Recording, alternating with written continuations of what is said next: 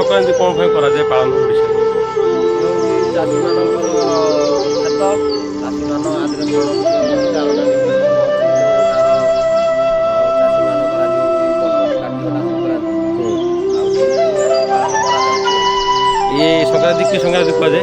ପର୍ବଣା ସଂକ୍ରାନ୍ତି। ପର୍ବଣା ସଂକ୍ରାନ୍ତି।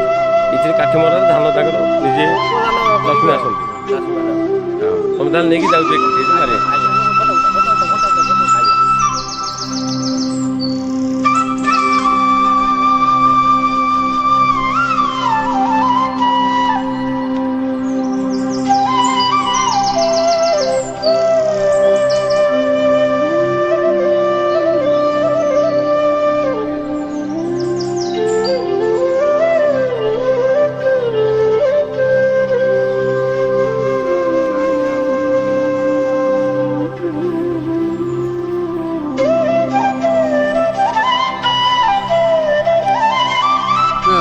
ଠାକୁର ସଂସାର ହେଇଛି ଲକ୍ଷ୍ମୀ ସାଧାରଣ କୋଉବେଳେ ବିରାଜମାନ କରିବେ। ସେଇଥିପାଇଁ କାଠି ସଂକ୍ରାନ୍ତି ଯାଉଛି ଗରମଣା ସଂକ୍ରାନ୍ତି କୁହାଯାଏ। ସଂକ୍ରାନ୍ତି